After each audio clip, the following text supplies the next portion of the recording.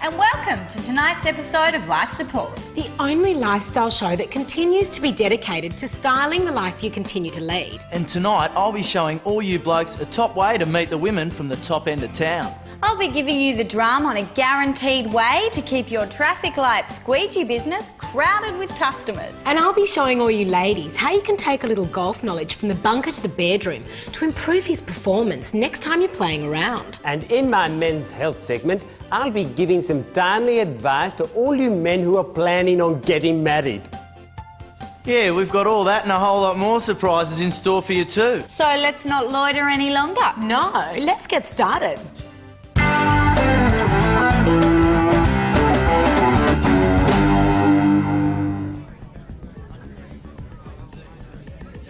Yeah, g'day.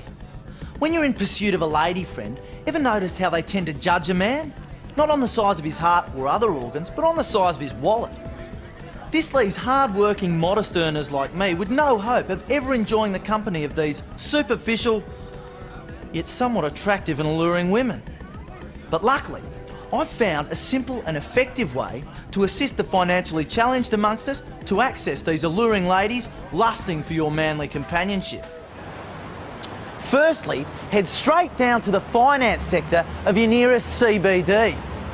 Locate an ATM which rich business types use, and after a particularly busy period like lunchtime, simply shuffle through the discarded receipts. Now what you're looking for is a receipt from an account with a large bank balance. Simply place the receipt into your wallet and head back to your upmarket bar. The next time it's your shout, make sure you're in good sight of the lady friend you're after. As you pay for the drinks, the receipt should accidentally fall out. She won't be able to resist a glance at the balance. It's an instinct acquired at birth by this particular breed of woman. And given every woman's hidden desire for the working man, it'll be hard to hold her back. And there you have it. Another top tip to help you get your share of lady friends by appearing to be the perfect combination of brawn and bucks. Yeah, g'day. Hi, how are you? Yeah, I'm really good, and yourself?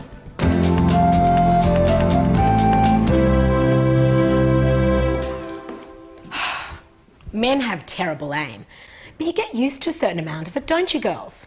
I can handle it when he misses the bin. And I guess I'm used to him missing the toilet. What I can't stand is when he can't get it in. He pokes around all over the place. It gets really annoying. Luckily, I know exactly what to do about it. There are some things that men understand very easily. Golf is one of them. On a golf course, a man will know where the target is from 100 metres away just by looking for the flag. So, here's the flag. Make it big enough and paint it red so it gets his attention. And this is the pole that leads all the way down to you-know-where. Let's test it, shall we? No, look, honey. Look, there's the flag. Now just follow it all the way down. Oh, well done, Felix. That's a hole in one.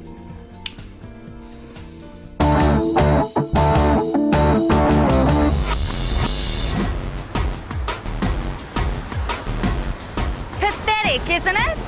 This bloke has to beg people to let him wash their windscreens. Occasionally he gets a begrudging nod from someone who wants to make themselves feel better by doling out their loose change to a loser. But the problem is, the squeegee guy needs them. They don't really need him. After all, there's a button on their windscreen wiper that squirts water onto the windscreen and wipes it off for free. So, you've got to take the initiative. One of these water pistols will cost you about $2.50 from your local supermarket. Even cheaper with a 5-finger discount. This will cost you about $3. It's non-toxic finger paint. Ah, beautiful. Just the right colour and consistency. Now, watch and learn. I reckon there's about to be a bit of bird shit flying about 100 metres down the road from my new business partner, Squeegee Boy. And there you have it. With more bird shit flying than an Alfred Hitchcock movie, my Squeegee Boy now has more work than he can handle. Now that's private enterprise. See ya. How's it? You know, these days, more than 1 in 3 marriages ends in divorce. And for the man, a divorce can be a messy and expensive procedure. If you're not careful, you could lose everything. But don't worry, men. There is a way to preemptively protect your property without the unpleasantness of a prenuptial agreement. All you have to do is marry a post-op transsexual. That's right, men. Get yourself a woman who was once a man. You see, in the Australian courts, a transsexual's gender is still determined by their birth sex.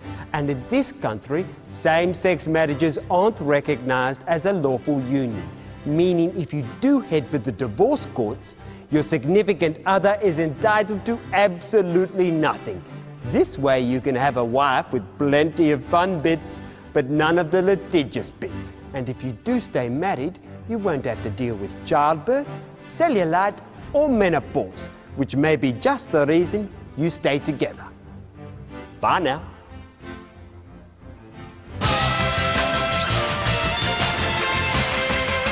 Oh, I'll tell you what, Sigourney, that last segment with Dr. Rudy was a bit of a shock. A shock, Todd? Yeah, I mean, I never picked Dr. Rudy as someone who'd go in for that type of thing, you know? No, I'm afraid I don't. Well, I never would have picked Dr. Rudy as, you know, the marrying kind, but suddenly there he is articulating at the altar. Oh, Todd, he didn't actually marry that person. That was just for demonstration purposes. An example for the people at home. So he hasn't gotten married? No, Todd, mate. Our good doctor is still very much on the market. Oh, that's all right then. It's just if he was getting hitched, you know, I kind of saw myself as being his best handyman. Well, if that day ever comes, I'm sure he'd ask you. Yeah, tops. And remember, it's your last chance to write to us at Life Support, SBS Locked Bag 028, Crows Nest, New South Wales 1585.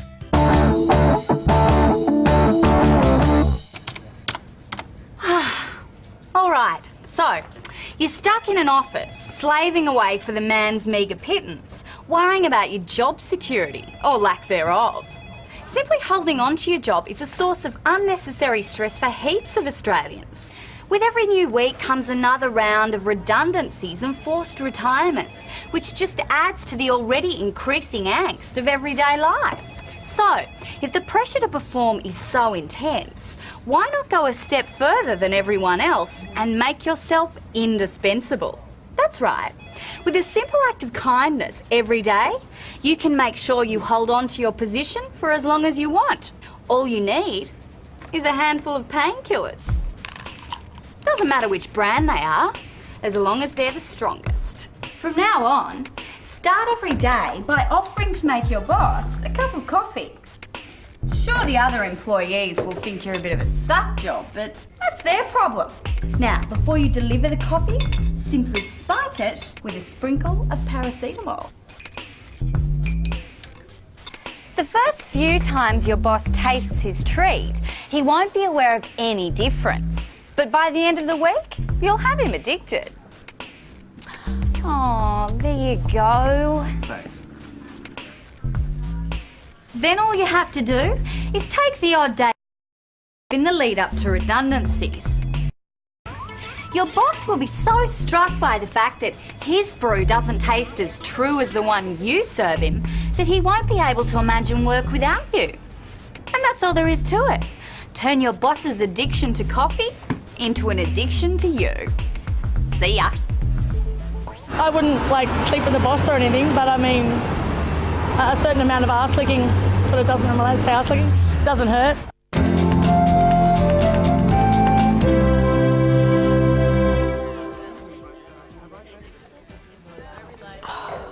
See that guy who just walked in? I had sex with him once. And the slime ball did the sneaky exit while I was sleeping.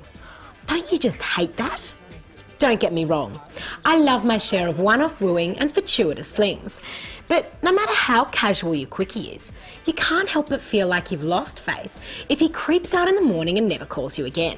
And if you pick up your potential bed partner at a party, chances are you have mutual mates and you may meet again.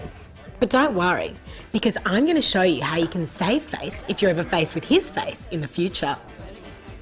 Oh, hi. Yeah, hi. All you have to do is stay awake after sex and steal his mobile. If he's in a real hurry to escape in the morning, he'll just throw his clothes on and creep out the nearest exit. when he realises he's misplaced his mobile, the first thing he'll do is phone it to see if he can find it. As you can see, I've organised to have brunch with 2 of our mutual mates. Oh, that'll be the hightailer now. Hello. Hello, Stavros. Yes, it's Sigourney. Yes, I have it. Yeah, I'm just having brunch with Emily and Siobhan at the cafe. Why don't you pop past? Okay, see you then. I can't believe he called.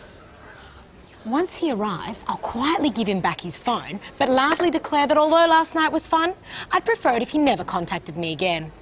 He'll be relieved, and my friends will be too embarrassed to ask either of us what happened.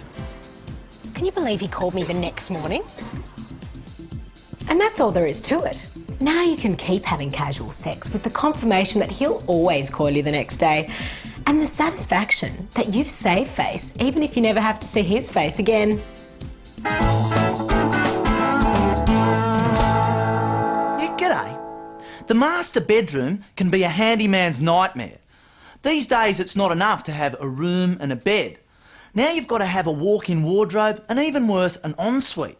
The ensuite has become an essential status symbol for people who regard it beneath their dignity to trot down the corridor and pee in an ordinary bathroom. But if you're on a budget, you probably can't afford the costs of the plumbing, tiling and wiring that having an ensuite entails. So, take a tip from Todd and Mohammed. Don't move the mountain, just move your bed into your existing bathroom. I call it Todd's Super Ensuite. It's super cheap, super luxury and super convenient. You can't get more convenient than this. And that's all there is to it. And if your aim's alright, don't even need to get out of bed.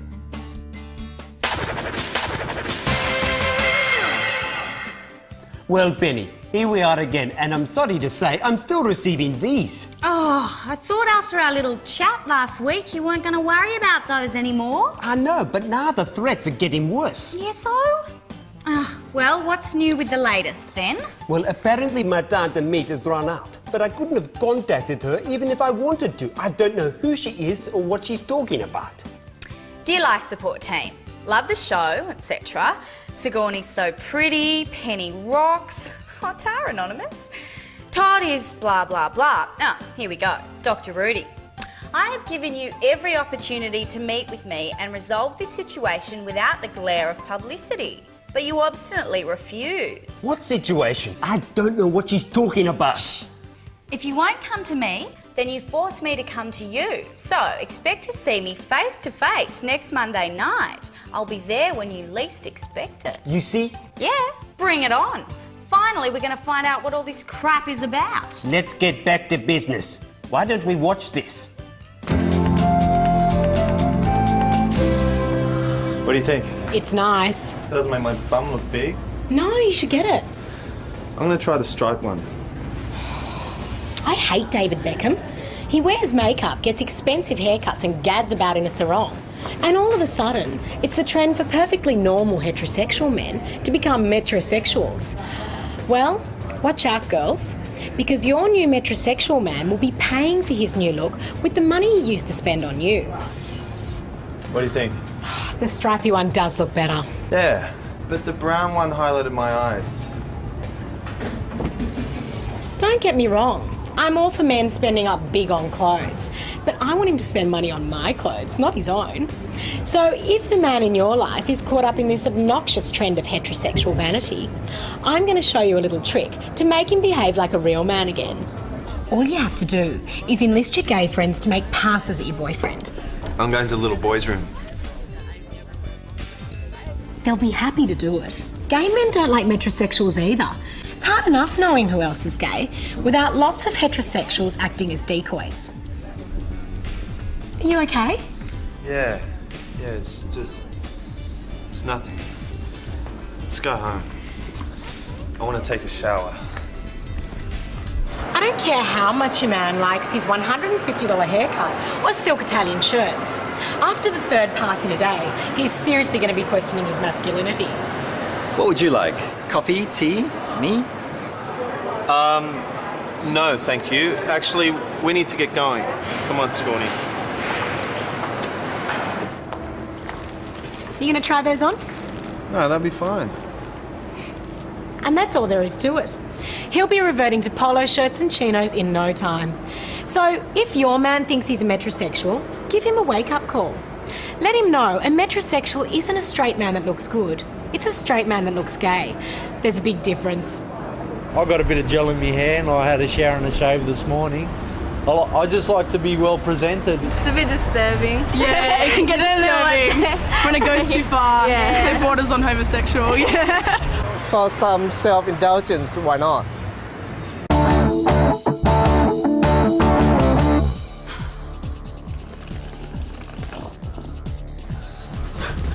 Penny, that was the landlord on the phone. He's coming around in 10 minutes for a surprise inspection.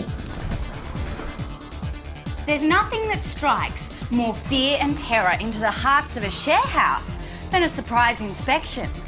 With less than 10 minutes warning, there's no way you can clean up to 6 months' worth of parties in time to escape inevitable eviction. Well, tonight, I'm going to show you how to escape premature eviction from a surprise inspection. Please, come in.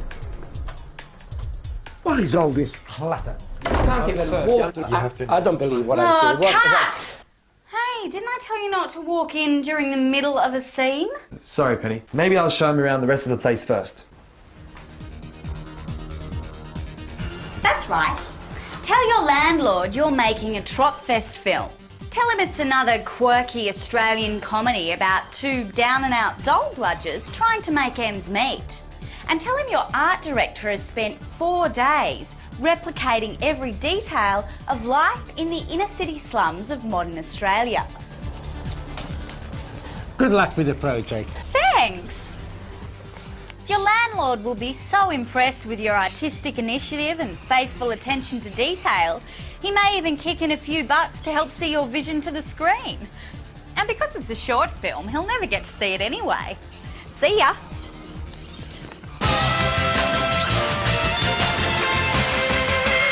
Well, my dear, here we are, and like always, we seem to be overloaded with letters this week. Oh, yes, we certainly are. So what have you got for us there, my good doctor? Well, it's a letter from Remy in Richmond, and she writes, Dear Life Support Team, like most modern women, every now and again I enjoy a little bit of oral activity, if you know what I mean. Yes, I think we do. Well, in that case, maybe you should read this one. She goes on to say, I have a couple of questions. The first is, how do you ask for it? It's not exactly ladylike to say, what about a head job, or worse, eat me. Oh, Remy, you poor thing. The other bigger problem is, what if he doesn't want to? Put simply, can you give me the lowdown on what to do to make him go down? Please help. Poor woman sounds quite distressed. Well, not to worry, Dr. Rudy, because I'm fairly experienced in this area. Really? Oh, yes. So, Remy, and all you other orally ignored ladies, tonight I'm going to show you how you can use some subliminal persuasion to guarantee you enthusiastic oral action every time. I think you've got the nation on the edge of their seats, Sigourney. Ever since they were 5 years old, men have been trained to eat anything wrapped in Glad wrap. Mums would wrap little lunch and big lunch in this thin, clear plastic. And at the end of the day, if anything remained uneaten, they would be severely reprimanded. This routine has been deeply ingrained into their brains. You see, Remy? Immediate and automatic response. Well, girls, next time you feel like being eaten, all you have to do is wrap yourself up in this.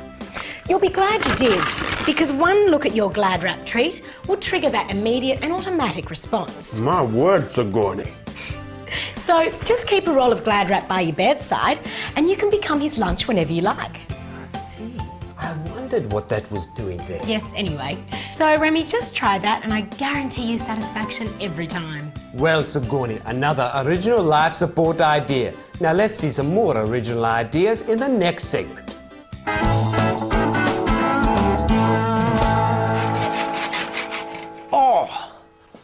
Yeah, g'day. I find boxer shorts are certainly more comfortable than briefs.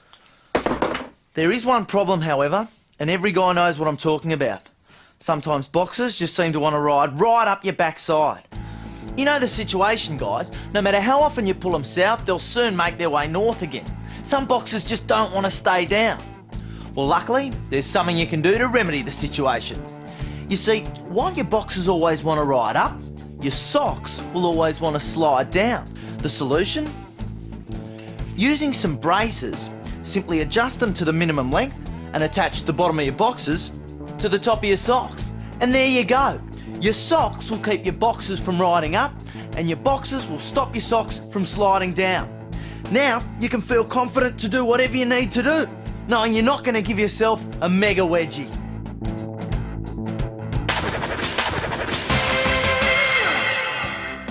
Well, I really can't believe it, but here we are at the end of another episode. As good a reason as any to have a glass of bubbly. All right. Gee, that's a bit indulgent, isn't it, Sigourney? Oh, Todd, mate, with all the good work we do, I don't think anyone could call us indulgent. That's right. I think we deserve a little bit of pampering. Yeah, right. So what's the celebration? Yeah, we haven't come to the end of the series yet. Well, since you ask, we have a bit of an announcement to make. Oh, you're kidding. No, he's not, Penny. I'm very pleased to announce that Sigourney has done me the great honour of agreeing to be my wife. Yeah, right. When did this happen? Just this week. So can I be your best man? Well, thank you, Todd. I would like that very much. Oh, and Penny, dearest, seeing as we've grown so close over the past few months, will you be my bridesmaid? Yeah, no biggie. So how did he pop the question? Well, I was Oh, let about... me tell, darling, please. It's just so romantic, and ever since I was a little girl, I've always dreamt about retelling the moment of my proposal. Go on, my dear. Well, we're at Dr. Rudy's surgery.